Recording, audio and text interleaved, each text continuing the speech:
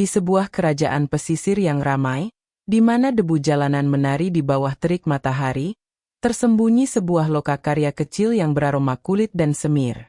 Di sanalah Kilana, seorang gadis berhati lembut, menghabiskan hari-harinya, mengubah lembaran kulit kaku menjadi alas kaki yang kuat dan nyaman.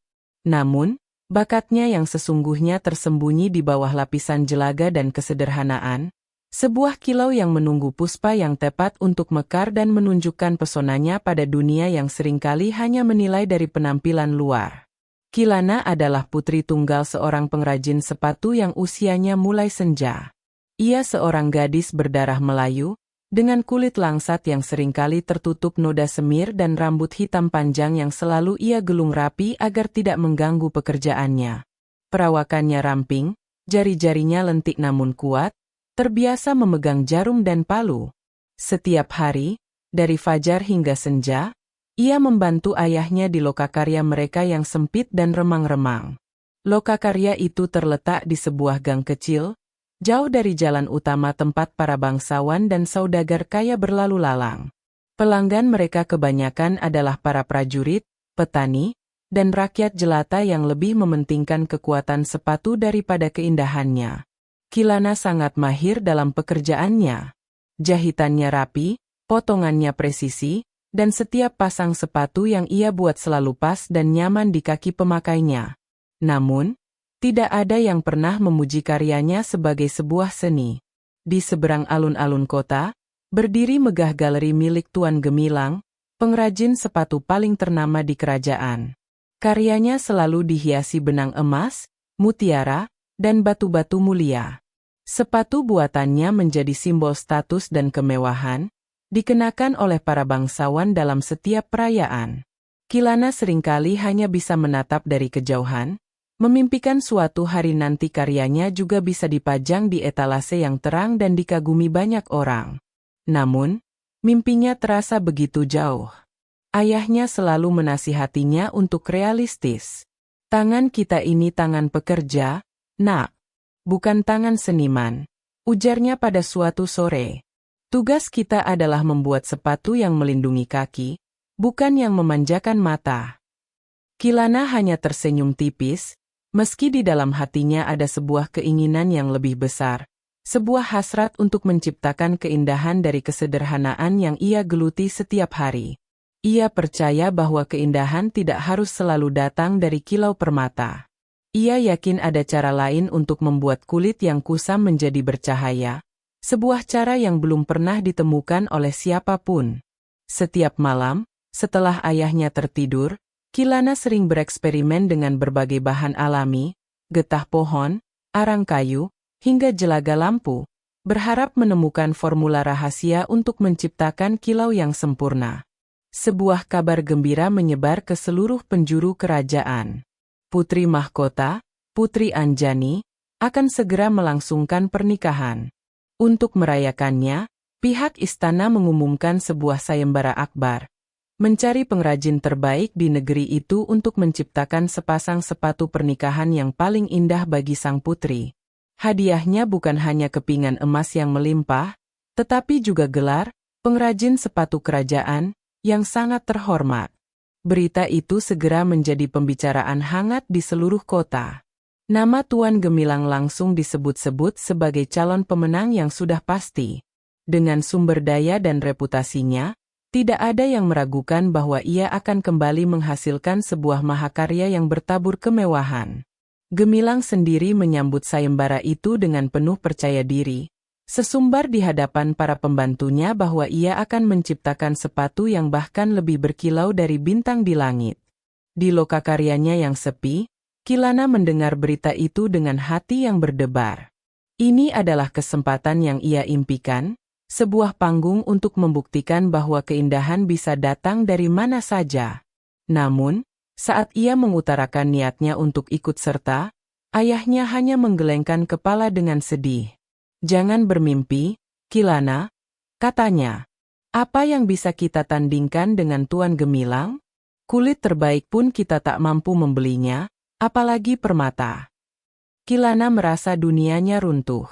Logika ayahnya memang benar. Ia hanya memiliki beberapa lembar kulit kualitas sedang dan benang biasa.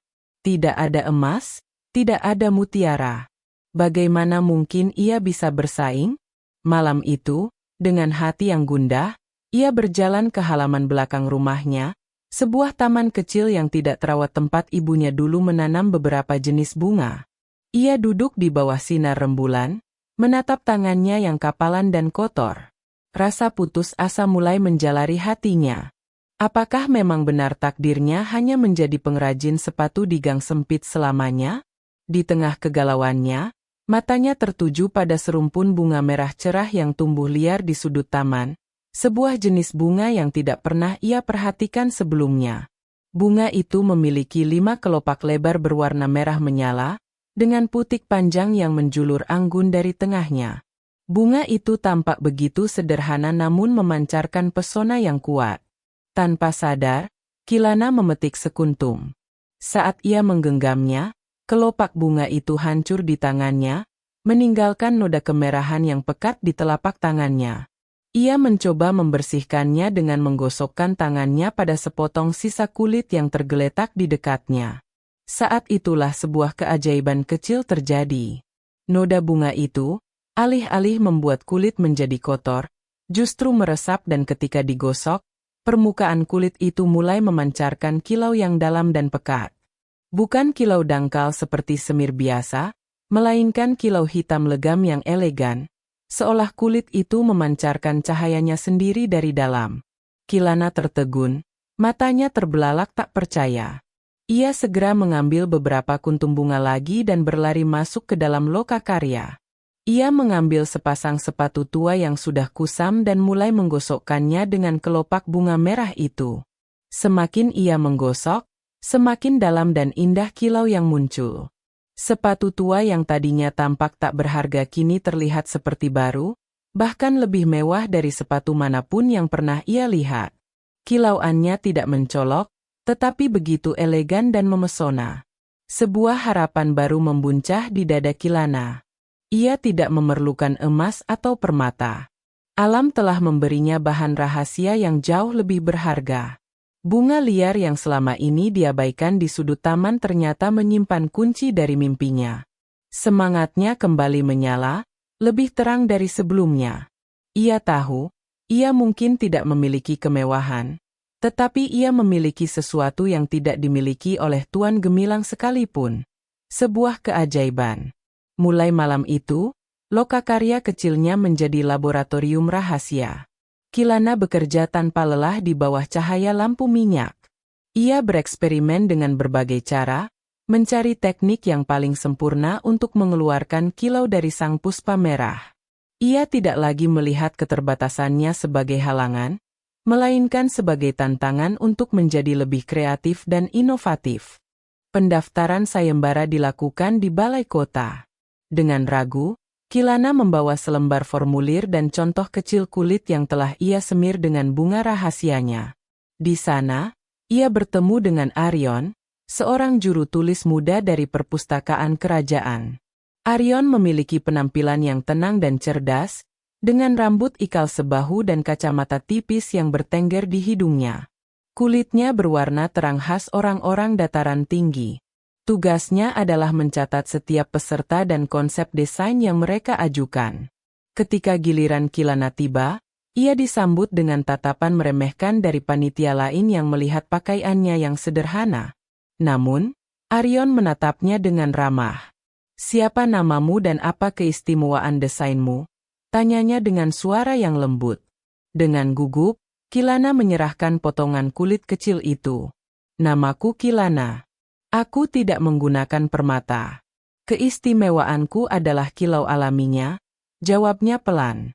Saat Arion menerima potongan kulit itu, ia terkejut. Sebagai seseorang yang sering menangani naskah-naskah kuno, ia memiliki mata yang jeli untuk detail. Ia melihat kilau pada kulit itu bukanlah hasil dari minyak atau semir biasa.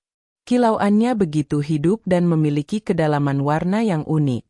Ia membolak-balik kulit itu di bawah cahaya lampu, rasa ingin tahunya terusik. "Ini luar biasa," gumam Arion, lebih pada dirinya sendiri. Aku belum pernah melihat yang seperti ini. Bagaimana caramu membuatnya? Kilana hanya tersenyum misterius. Itu rahasiaku, Tuan. Tapi aku berjanji, sepatu yang akan kubuat akan menjadi yang paling istimewa. Arion tersenyum kembali, terkesan oleh kepercayaan diri dan bakat tersembunyi gadis itu. Ia pun mendaftarkan nama Kilana sebagai peserta resmi. Sejak hari itu, Arion seringkali, tidak sengaja, melewati gang lokakarya Kilana dalam perjalanannya pulang dari istana. Ia membawakan Kilana gulungan kertas untuk membuat sketsa atau sekadar bertanya tentang kemajuan pekerjaannya. Ia menjadi satu-satunya orang yang percaya pada kemampuan Kilana. Dukungan tulus dari Arion memberikan kekuatan tambahan bagi Kilana untuk terus berjuang di tengah cemoohan dan keraguan yang datang dari sekitarnya. Waktu pengerjaan sayembara semakin menipis. Kilana bekerja siang dan malam, menuangkan seluruh jiwa dan raganya ke dalam sepasang sepatu sederhana namun elegan. Namun, tantangan tidak berhenti datang. Suatu malam, hujan badai yang sangat lebat mengguyur kota. Atap lokakarya yang sudah tua bocor tepat di atas meja kerja Kilana, merusak sebagian kulit yang sudah hampir selesai ia bentuk. Kilana terduduk lemas di lantai, air matanya bercampur dengan air hujan yang menetes. Semua kerja kerasnya terasa sia-sia. Ia merasa sang pencipta sedang mengujinya terlalu berat. Di saat yang sama, kabar tentang desain Tuan Gemilang tersebar luas. Konon, ia menggunakan kulit buaya putih langka dan menaburinya dengan serpihan berlian murni. Kabar itu membuat Kilana semakin merasa kecil dan tidak berdaya. Keesokan paginya, Arion datang berkunjung dan menemukan Kilana yang masih termenung sedih di tengah lokakaryanya yang berantakan. Melihat keadaan itu, Arion tidak berkata banyak. Ia hanya membantu Kilana membersihkan kekacauan dan mengeringkan peralatan yang basah. Sebuah karya besar seringkali lahir dari ujian yang besar pula. Kilana, ujar Arion sambil menatapnya dengan hangat. Lihatlah. Lanjut Arion sambil menunjuk ke taman belakang. Setelah badai semalam, bunga-bunga merah itu justru mekar lebih banyak dan warnanya lebih cerah dari sebelumnya. Kata-kata Arion menyadarkan Kilana. Ia melihat rumpun bunga merah itu memang tampak lebih hidup, seolah badai justru memberinya kekuatan. Ia sadar, ia harus seperti bunga itu. Ujian ini seharusnya tidak mematahkannya, tetapi membuatnya lebih kuat. Dengan semangat yang kembali berkobar, Kilana memulai kembali dari awal. Ia bekerja lebih teliti, lebih sabar, dan lebih berhati-hati. Ia tidak lagi merasa sedang berlomba dengan Tuan Gemilang. Ia hanya fokus untuk menciptakan karya terbaik dari apa yang ia miliki. Dukungan Arion dan filosofi bunga merah di tamannya menjadi pelita yang menerangi jalannya di ambang keputusasaan. Hari yang dinanti-nantikan pun tiba. Balairung istana yang megah dipenuhi oleh para bangsawan, menteri, dan dewan juri yang dipimpin langsung oleh raja. Para peserta memamerkan karya mereka di atas meja-meja beludru.